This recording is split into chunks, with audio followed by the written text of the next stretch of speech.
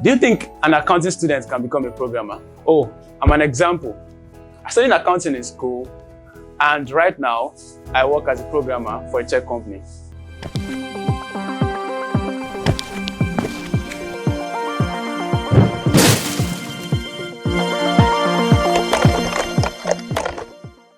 Hi, my name is Dickson, and in this video, I'll be teaching you how you can become a programmer. How can you move from studying courses unrelated to programming to becoming a programmer? Here are the things you can do. So don't think the courses you are studying in school or the courses you studied in school can limit you from studying programming. So one of the ideas I always had in my mind was that programming is for geeks, it's for the nerds, those that know math like Albert Einstein or something. But it's not like that. I promise you it's not like that. If you studied economics, you can be a programmer. If you studied education, you can be a programmer. If you study architecture, you can be a programmer. Name the course, you can be a programmer. Yes, you can. What are the things you need to do? Here's my story. I finished school and I felt like programming is, even right from school, I've been hearing that programming is the future, like you need to know tech. But I felt this thing is for the nerds. Like it's not for me, it's for the nerds. Like people are just more brilliant than I am, so they should be studying programming, not me. But then I went for my NYSC and I was working on this project for a friend in Excel, and there was this feature that I wanted to include so badly. I just wanted it so badly, and I didn't get it. I felt like, how can I make this happen? Can it be possible? I know it's available on apps, it's available on websites, but I can't do it on the simple thing I was creating in Excel. I was like, oh, I just have to know more tech to be able to handle this. So, and then I ventured into programming. The challenges are the resource I need to learn from, the time, the platform to learn from. When I Googled, I found that there are various resources I could learn from. There was Free Code Camp, there was Coursera, there was Udemy. I took a Coursera course. I bought courses on Udemy. I watched lots of YouTube videos just so I could have a grasp of programming. And that was how I ventured into programming. By the way, I'm enjoying it till now and I will never leave.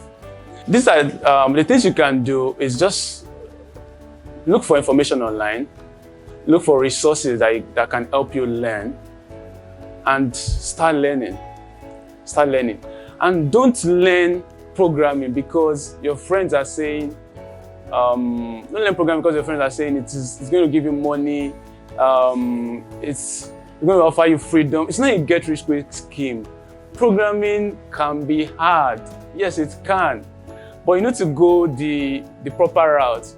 You need to have a problem that you want to solve. You need to have something you are looking to create before you can venture into programming.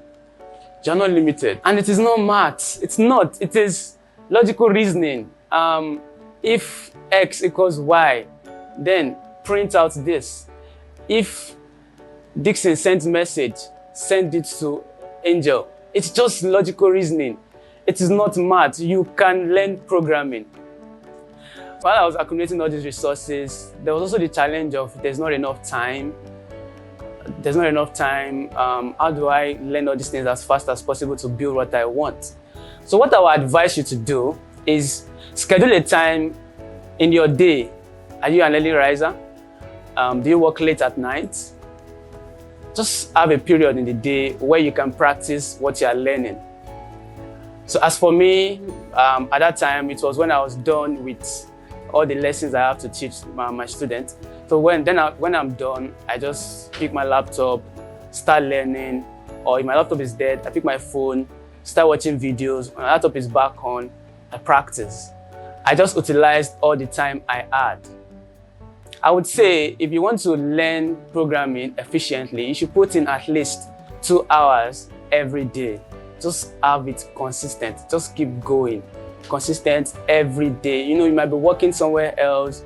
You can be doing so many other things. Just if you can put in 2 hours, try every day. And even if you can make up to 2 hours, if you can make up to just one, if you can do 1 hour, then do that every single day. In no time, you will be a programmer. One other thing you need to note is that as you are learning to code, make sure you put yourself out there. Put your works out there. On your LinkedIn, share what you've done. On your WhatsApp, share what you've done. On Telegram, share what you've done. Make your friends see what you are learning. Make them know, oh, you're interested in this. It's your passion that will show that you're interested in what you're learning. So make sure that your friends see what you're learning. That way, you'll get more attraction. People want to give you projects. People want to see what you are doing. In fact, you'll be surprised that every little step that you take, people are interested in knowing, oh, what is the next thing you've built? Have you done this? Or what is your latest project? That's how they will ask you, what's your latest project? So just share what you've done, share the things you've done, and you'll be surprised that people are actually following up on you. If you watched me up to this point, that means you're interested in programming. Subscribe to this YouTube channel to get updates and tips on how to improve as a programmer. Thank you. See you next time.